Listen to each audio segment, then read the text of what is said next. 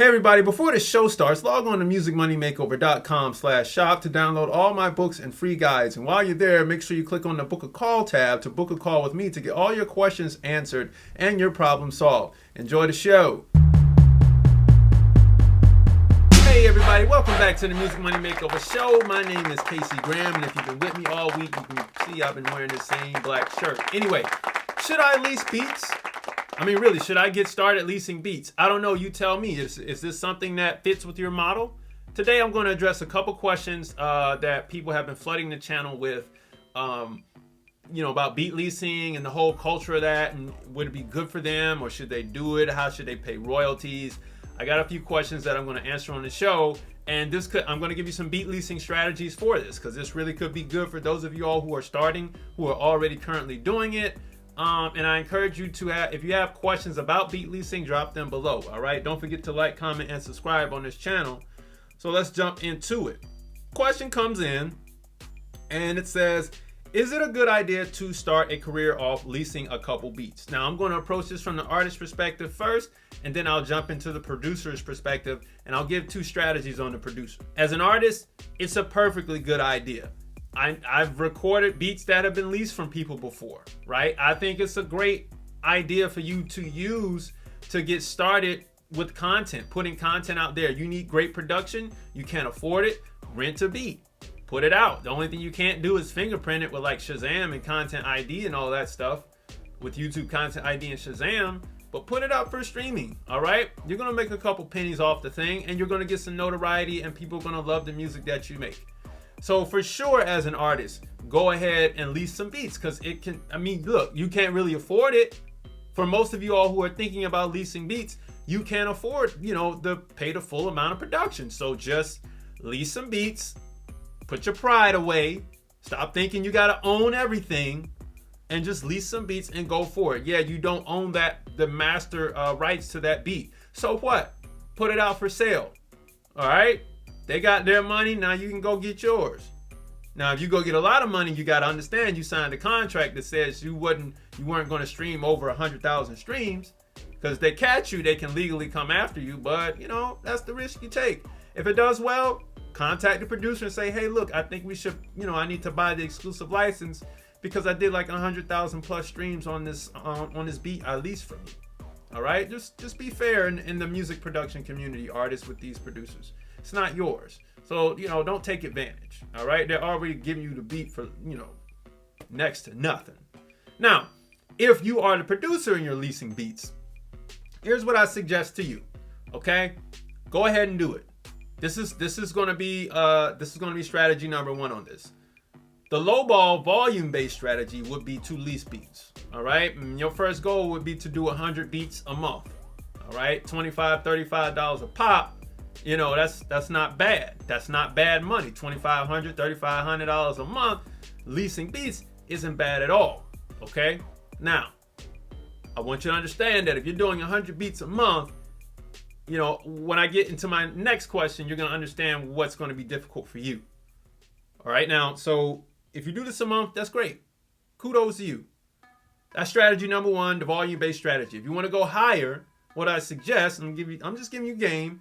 The strategy would be to only sell the exclusive license to the beat. Don't even lease it. For those of you all who have a day job and this is what you're doing, only sell the exclusive license. $500 bare minimum and up. All right. So you can put, I don't know if they have 500 plus now on BeatStars or whatever. If it's 1,000, put 1,000 there. Set your price. Right. You might not get many people to buy it, but you will get some. You will get some, and I think you should hold out for it if you're going to follow this strategy. Now, in the meantime, while you have your store at 1,000 plus, or only on negotiate, then what you should do is reach out to the management and the A&Rs of some of these A-list artists and just drop beats all the time, every week. New beat drop off, something like that. All right. Set a copyright budget every month, right? You might do 5 beats a week. That would be 2 sets of $65. Make a compilation, set it aside. All right, so we're doing 20 beats going out a month, 5 beats every week. and we're going to send those out. We're going to copyright them. I highly recommend you copyright them when you're doing this much volume and you're sending it out. And then you just send it out. Send it out. Something's going to bite somewhere. All right? So your market is, I'm going to utilize BeatStars, but not for the leasing component, just to have a storefront. Okay? And if someone on the indie level wants to pay me $1,000 for the exclusive rights, great. If they don't, whatever. I'm not marketing to them. I'm only marketing to people who have money that's gonna pay for this thing, because that's who I want to do business with. All right. After you do that, you might find yourself in a better position than the guy who wanted to do volume-based lease selling. It's all on what you want to do. It's all on what you want to do out here. All right. So that was one question. I know it was a lot, but I wanted to drop a lot of game in that one because it was just loaded with too much information that needed to come out. So next question. So when you do lease a beat from BeatStars and the money comes in, does the producer's cut already get cut, or is it like a manual thing between the artist and the producer? All right. So yes, the producer's cut already gets paid out by way of the leasing fee. Okay. You don't want to go chasing after these artists for your producer's cut, because if your lease contract said 100,000 plays, monetized plays, well, we just do the numbers.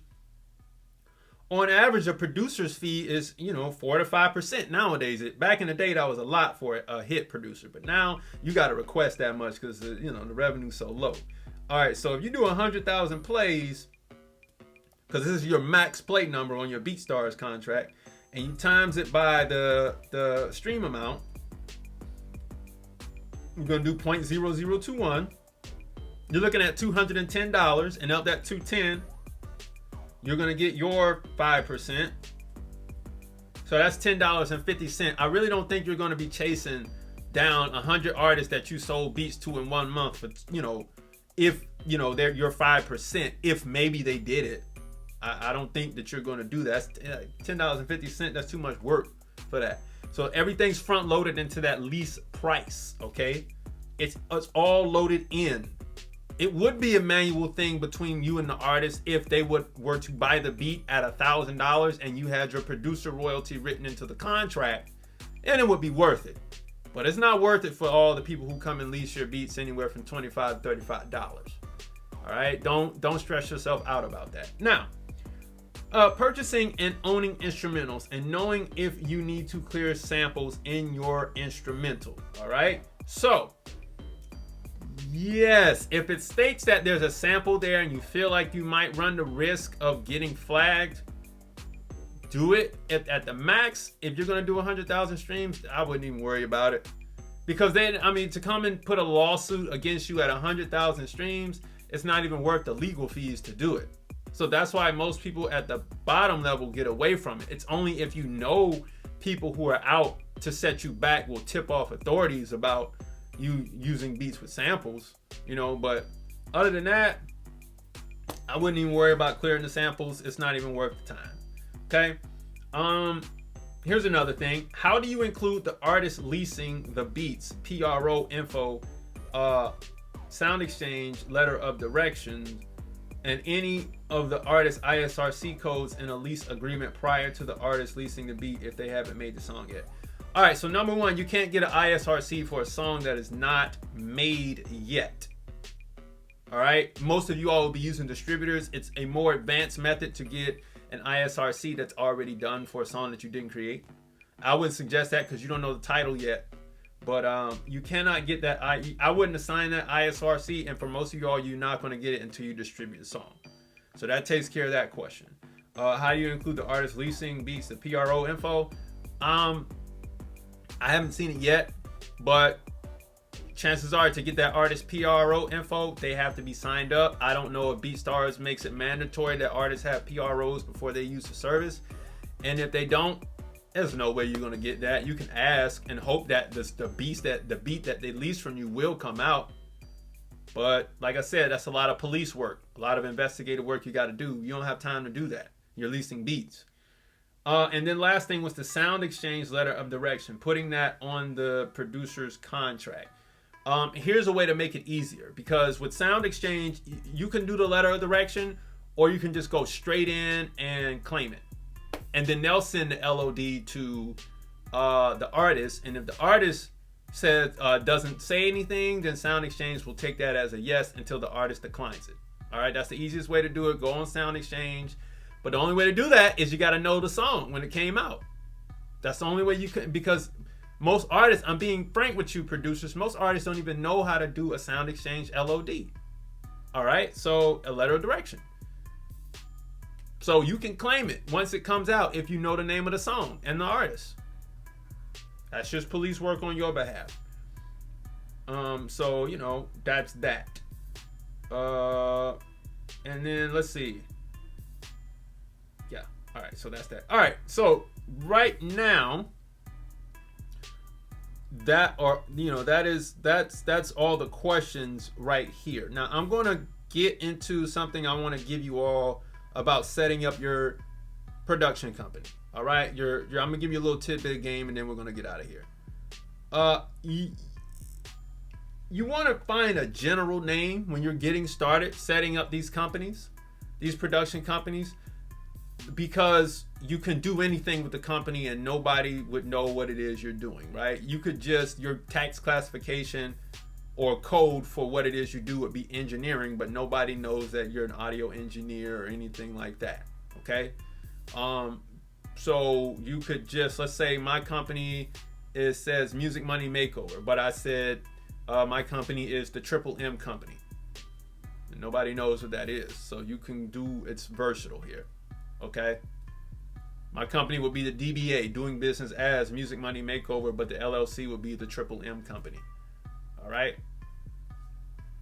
Just some little tidbits to think about. Anyway, it's been a week. I've been enjoying everybody on the channel and bringing you all this game and this material. Please tell someone. Make sure you like, comment, and subscribe. And I'll be back at it next week. All right, everybody. See you later. Peace.